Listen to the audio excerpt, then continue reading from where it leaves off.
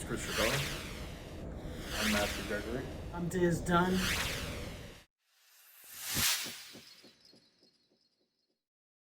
Matthew here, and we are going to build our alternating current circuit. So to do that, we're going to place a component. And the first component will be our power source, which of course is the alternating current power. I'm going to place it right here, and then we need a ground, of course. I'm going to put that here. There's a few more things I need. I need to get our resistors, and there will be 2 of those.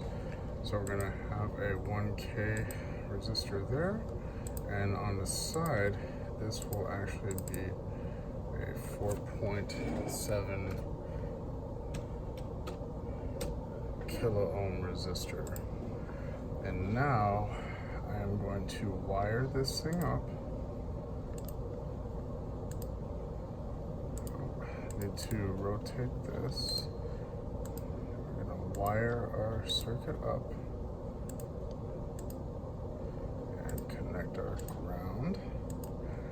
And in addition to what I have here, we need a couple voltmeters. So I'm going to go to indicators, voltmeter, and get a couple vertical voltmeter, and these are going to be in parallel. So this first voltmeter is connected to our power source, and this one, let me drag that over a bit.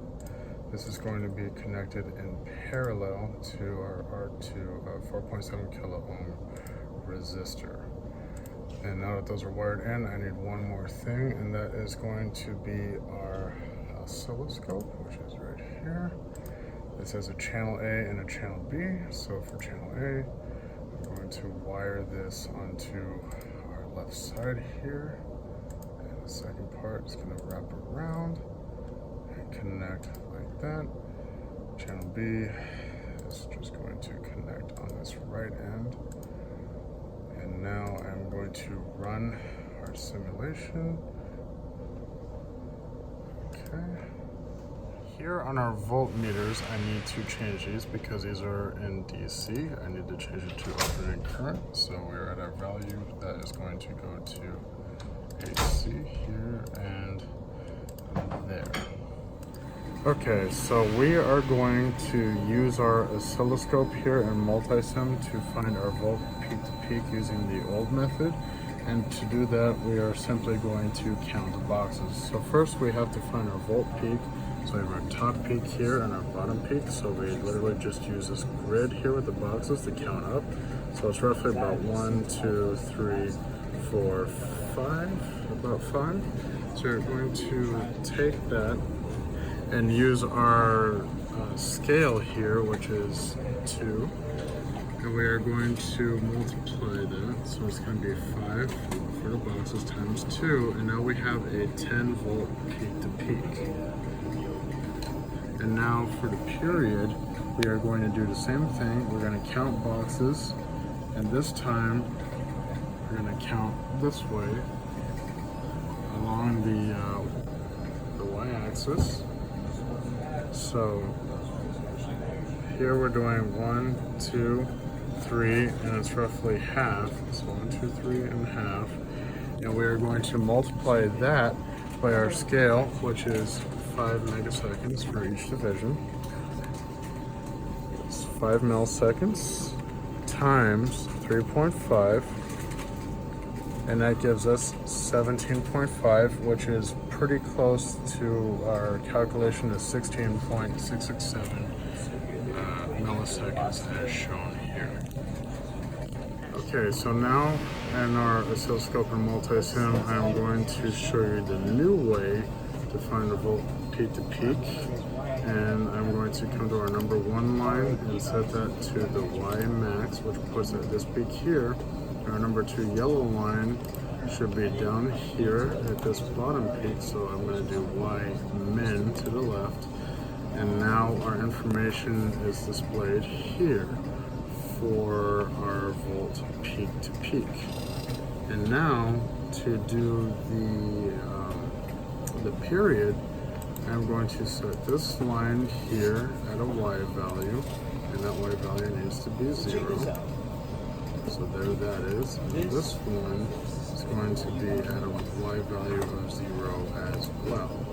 And here you can see that we have one complete period, and that period, as I said before in the old way, is 16.667 milliseconds.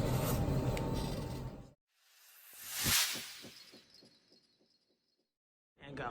Alright, so first things first, basic components going to be wiring and probes, as well as our function generator. So we're going to be getting 3 main cables, our 2 probes, X and Y, as well as our function generator cable. We're going to plug them all in. Of course, probes going to go into X and Y on the bridge hole. And our function is going to go towards the right output.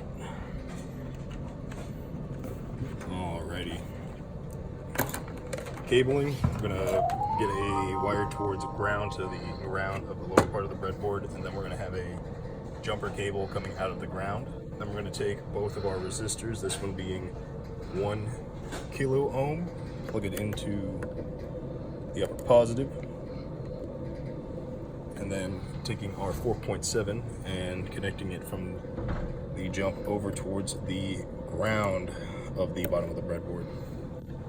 Then we're going to take our function generator, take our ground, put it into the ground of the voltage, and our positive towards the top of the first kilo ohm resistor.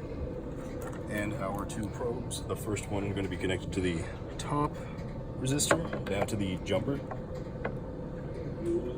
and the second probe to the bottom with another jumper. Alright.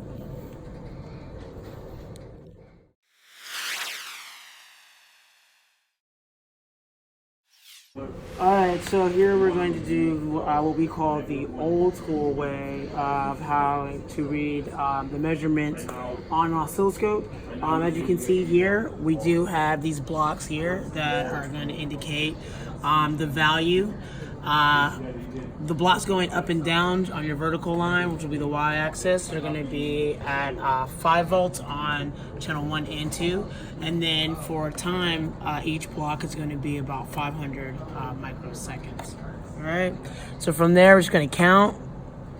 So you're going to line this up here, line your position up. So we'll do number 2. We'll do channel 2. So we're going to bring this all the way down here. Scale it up a little bit bigger here.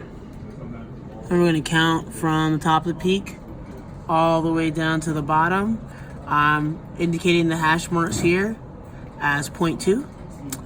Once you count that, from there you're going to go from micro to milliseconds, and you're going to have to convert all that as well. Alright, so to find the VPP old school style, you're going to count each one of these blocks. So we're going to start where the peak hits the uppermost line and go down from there. So 1, 2, 3, 4, 5. Now each one of these blocks is going to represent 2 volts. What we're going to do is we're going to take 5 div, which would be each block here, and we're going to multiply that by the 2 volts. And that should give us our peak to peak value, which is 10. And then our VP value, we're just going to divide that by 2, and that becomes 5 VP. Same thing for frequency. We're going to start at 0 and then work our way over to 0 again. So we're going to start here. Actually, it's going to be easier if we bring this up to 0 and then go over. So 1, 2, and then we're going to multiply that 2 by this 500 microseconds, and that's going to give us the frequency of 1,000 kilohertz, or 1 kilohertz, sorry, which equals 1,000 hertz. So for our second resistor, we're going to do the same thing as we did with the first. We're going to go ahead and count the blocks. So these blocks are going to be 1, 2, 3, 4. And with those 4 divisions, we're going to multiply that by the 2 volts, which is what each block is worth, which should bring us to 8 volts. All right, to calculate our frequency, we are going to count these blocks here. Going along the x-axis, which is going to be 2, 0 to 0. So 1, 2. We're going to take that 2, and we're going to multiply that by 500 microseconds. But we need to get that 1,000 back down, that 1,000 hertz to 1 kilohertz. So we're actually going to divide this 1,000 here on our best friend, hitting EE3,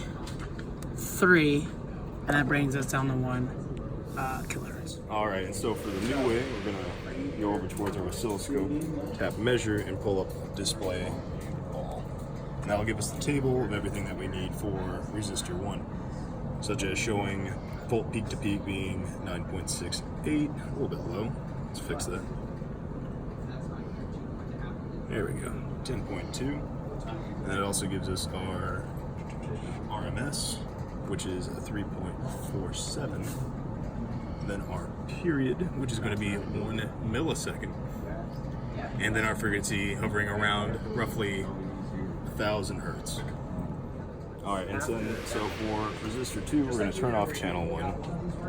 Double tap it twice so we can only see resistor 2. And that'll show us our frequency, of course, being back at 1,000 kilohertz. Our VPP is going to be 7.84. And then, let's see here. Our VRMS will be at 2.7. And our period is still going to be 1,000 milliseconds, or 1 millisecond.